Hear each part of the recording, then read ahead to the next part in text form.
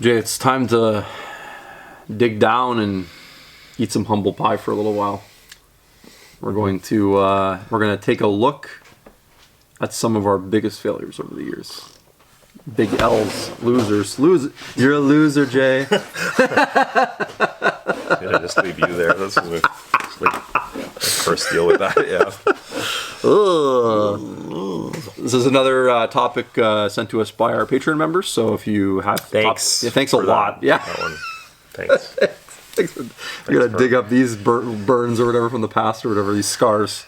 But no, this will be fun because it'll be it's fun to look at everyone should be able to look at things that they could have done better, right? That's what we're gonna look. We're gonna look at it as ways that we could have done better. We could have done something earlier or thought about it in a unique way. And you never know if things turned out the way they did because we messed something up. So doing something poorly can have a good result in the end sometimes. Mm-hmm. And ultimately, you hopefully learn from your mistakes too. That's a big part of running any business. Hopefully you get more things right than wrong. That's all you can hope for. Yeah. Yeah. I mean, the whole business is taking some chances. So you don't take chances on products, on people, on trends. Then and sometimes you do everything right and you still lose, as we love that analogy. And that's life, but sure. So I'll let you start us off. You had a good one. Okay. Yes. That one, when we first opened, and yes. When we were thinking of, to think way back, our first answer was we didn't do anything wrong. We're such humble, and then we were like, oh, I guess. And then when you started listening, they're like, oh my god, we did a lot of things wrong. The early years were a bit of a blur. Yeah, luckily, it's true. Luckily, whenever I see the odd, that's pre-kids era. That's why it's pre-kids. If you ever we have a Lords of War Facebook page. If you ever go there and go down to the earliest photos, the store is such a joke. There's nothing. We have nothing, no inventory, and I don't know how we made any money. I have no idea how we made it. I don't think I honestly say this. I'm I don't think you could do that anymore. No. No, the budget, the products that we had in that, I don't think that would be enough. I don't think that would be enough in these eras with the higher rents and the costs of everything and the expectations customers have for things. I don't think we could do that again with that little money. 2015 was a different time, but right. So in that early day, or the first 2 years, we had a lot of we were kind of dabbling in a lot of games. So I'm trying to think of. So I mean, Malifaux wasn't such a it was pretty banging at the time. We're one of the few stores that had it, but I'm just going to lump it in because these are all games that we don't carry anymore, really. But we bought into that. We bought into the Drop Zone and Drop Fleet. We brought in Frostgrave. We brought in another game called Wrath of Kings, which was a CMON game. There was Guild Ball. There was Song of Ice and Fire. There was, oh my god, I feel like there's another. Monster Apocalypse. There was. It was just a rotating door of games. Yeah. So we had this rotation of games, and it kind of it was this funny thing would happen where you would be there'd be chatter about a certain game, and you get enough customers on board to make it worthwhile to bring in. So we'd scour Batman was the other. Batman, yeah. And then, so we would, so let's say you get especially at that time, you get 10 or 20 customers who are yo, this game's really talked about. Let's say it was Batman or something. It's really cool. And then you okay, cool. And we go to the distributor, we can get it. And we bring some in. Usually, actually, we'd have to get it from the US or Europe, and it would cost super expensive. Yeah, but you kind of justified it because you bring it in and you immediately sell a bunch. You get all these people who sell all these starter boxes and crews and teams. This is also the era of skirmish games with crews of guys. That was very popular at the time. All these Malifaux-esque games where you had a leader and a group of models, and then you'd have affiliations and things. This is game design in that era, and so these things would do well. And but so you'd sell, so you spend a lot of capital to bring it in. You'd recoup some of it right away. And then 6 months later, sales would drop to zero, or people would move on to the next game, or you couldn't restock it anymore because it was or very hard to restock because the certain items would be just out, and you're I can't easily just get 2 of these 3. You know what I'm saying? So So then you're like, well, I need to Well, build. the fever pitch of like starting a new game, Yes. is like there's a lot of things to buy. Yes. And then you hit that wall where like I've collected a faction or two or whatever, and then like, you realize that the company's tiny and they can only put out new releases every 3 months. Yeah. And so there's very little extra revenue coming every month for those people. Yeah. And it's not like you're just like, oh, we have 8 people collecting it. Let's just make 16 people collect it. And No. like, let's grow the player base. Very difficult, Very to just keep having new people join. So Yeah. that's why the sales go down. And you had other things. Sometimes these small companies would also be riding this like weird roller coaster where they'd be trying to like find ways themselves to keep their game relevant and make up. So they'd either sometimes make new additions and do all these Batman! things. Oh, Batman! It's always nightmares. What are you doing, Batman? And so they would just be dropped by a distributor, or the thing the stuff you have on the wall is now like invalid. It's weird. So any windfall you made of bringing in that game and getting new people on board would then you'd liquidate the game and you'd have this like little pile of cash again, and you would just buy in another little game and you'd rotate you'd just do the cycle, and you're actually, if we look back, I don't think we were really getting ahead. Yeah. We were like, you had these like in the moment wins where you felt like, oh, this is like revenue and cash flow and this is a hot product, maybe we're the only ones that sell in the area. But then when you go through the cycle of like liquidating it and then buying another game, well, all that money got rechanneled somewhere else, and so you're not actually getting ahead that much. So I would say that would be, I don't call it it's not really a mistake. Maybe it is, but it's kind of like a learning curve, I guess, that we weren't. It was a bit of a function of the era too. It was a bit of like, well, if we don't get this now, then someone else will get it, and there was a bit of seizing opportunities. But Sure. the best products are the ones you have like for years or decades, and like, because you're not having to sell it and rebuy another thing. Like that's the problem with liquidating a game, is you have to then replace something with it, and the initial investment of that is like super high. So, like if I just, that's why we don't axe any game like that quickly. Like it takes a long time and a lot of data to say, okay, yes, this is actually, it's not just like a lull in their cycle. But yeah, so I don't know, that would be one of my picks for things. I don't know, what do you have on board? Obviously, this is an easy one. It probably doesn't even take that long to talk about, but probably just should have had Pokemon from the first day we opened. Yeah. Talk about things you can put on the shelf and just kind of have, and we'll just like sell regularly for you. There's always demand. You get these like periods every like 2 to 4 years where like it just goes bananas. Yep. Right now we're experiencing one, for example. I guess like it was just an ignorance thing on our part, like where we thought you had to be a specialized card store to kind of sell it, and why would anyone buy Pokemon from us? That's the thinking, right? Like we had. Turns out you just have to put a stupid decal in your window. Instead, it should have been like, why wouldn't people buy Pokemon from us? Yes. We have a shop on a street front. Yes. And a clear window. Like that's literally all you need to sell Pokemon. That's it. Yeah. And even if you have old stock, extra stock, it will sell or appreciate in value tremendously. Also, I'd say there's a few mistakes we've made with Pokemon, thinking that we needed to rush sell some things, where it was you just have to be patient with it, because eventually it all goes up in value, and it will all move out the door. Yes. But learning curves, right? There was learning curve there. And there was the other ignorance was neither of us were into that game, right, or that product. Yeah. And then, so the greatest ignorance was thinking that the game matters in that. Yeah. Oh yeah. It is sports cards for kids and adults that are kids at heart. It is purely collectible.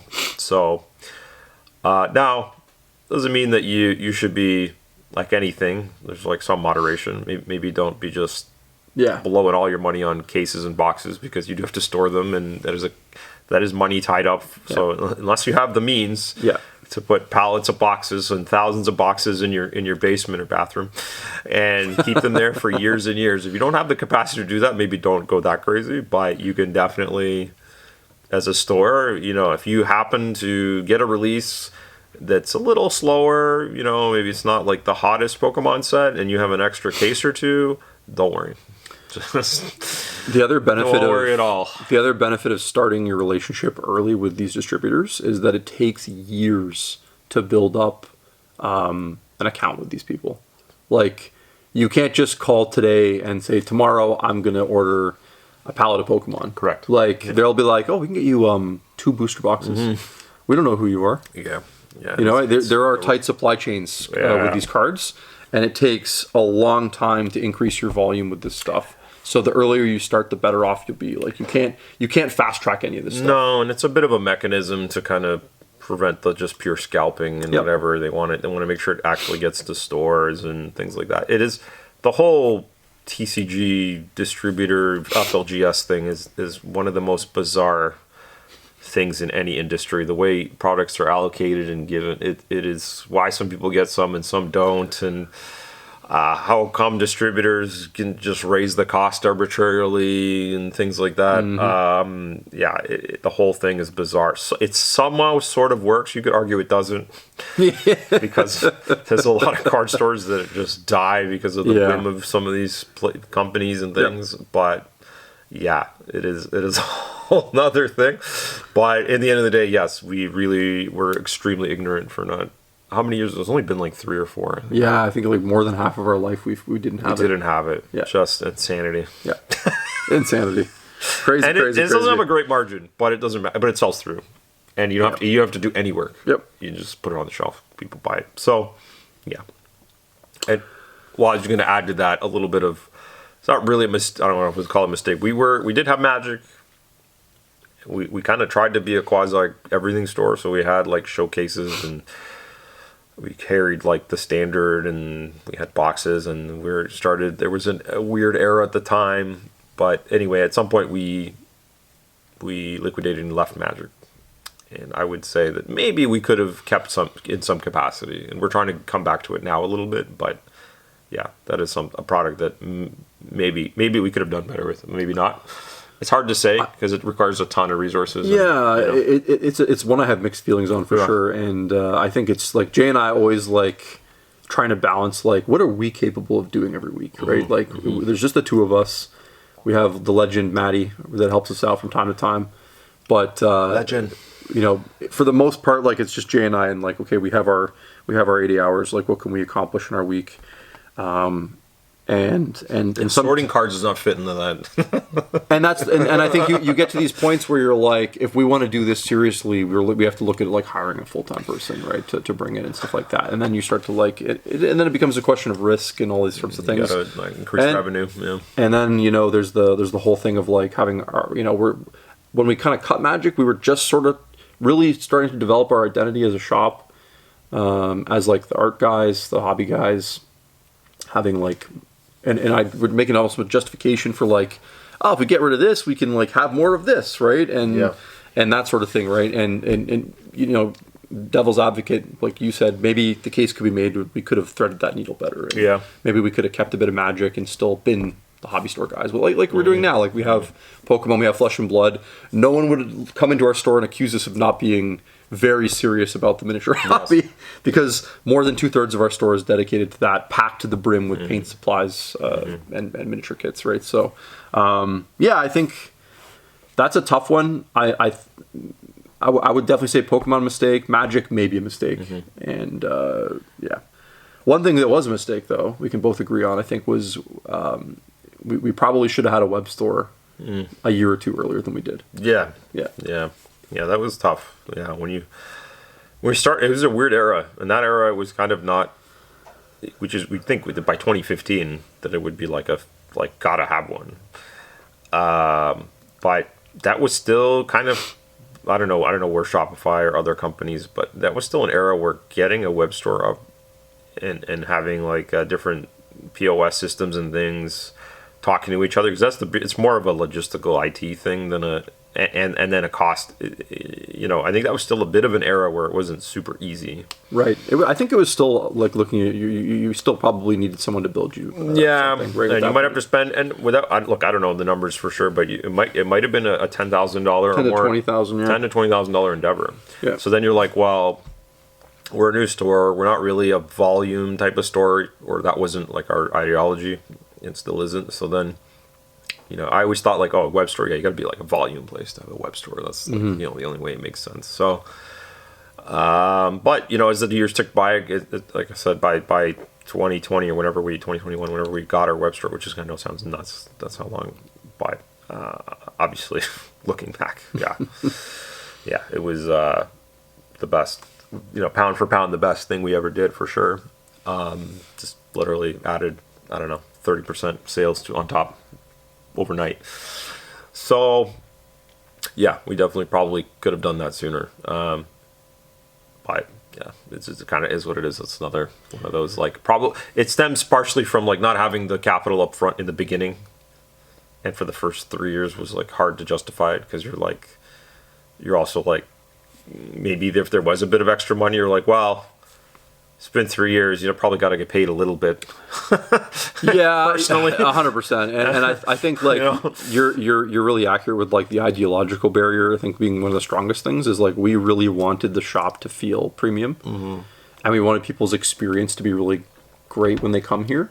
And I think we were both like a little worried that like having a web store would impede on that experience a little bit, just because like we might be dealing with the web store stuff a bit more than we'd like to. Maybe we're packing boxes too much, that sort of thing. I think it was the reason we're like, we don't want to be like that kind of like place. We want to be an in-store experience, right? And of course, the pandemic changed all that forever for us. Yes, made it a necessity. I think logistically too. Like, by the time we were considering having a web store, or at least thinking about it, like the store had already become like an item nightmare, like, probably 7,000 to 10,000 items.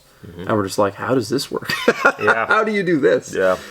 So, and long story short, the answer was we had to redo everything essentially. Yeah. It took us weeks and weeks and weeks of working really hard every day. It was like 6 weeks of nonstop work. We we almost worked every day.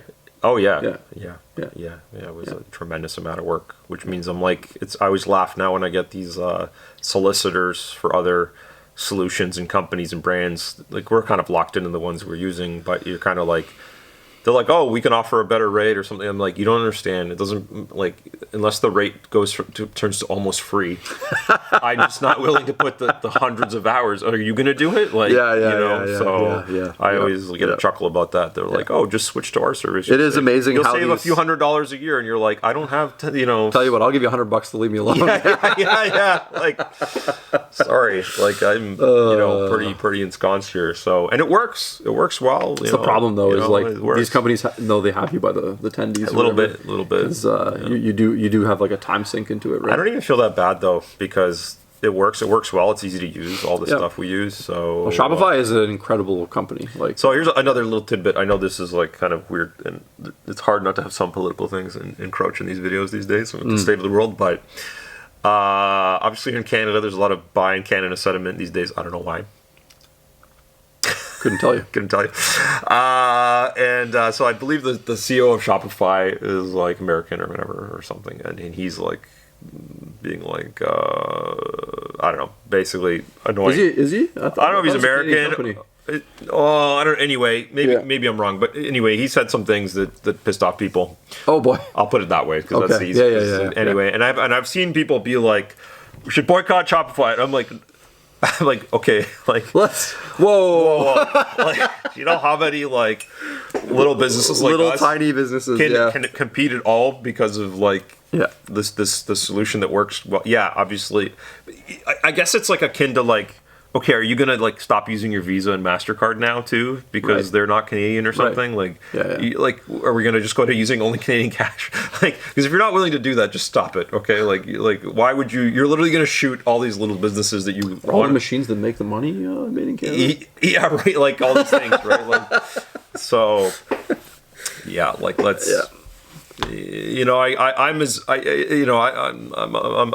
the, if you put the gun to my head and we're like, we're going to eat the rich tomorrow, I'd be like, okay, I'm on that side or whatever.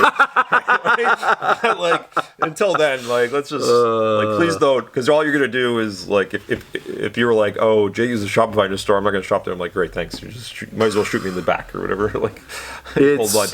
Getting on that topic, it's an extremely complicated topic, but, like, the economy is so integrated. Yes. Like globally, like the amount of things that are made here, produced there, printed there.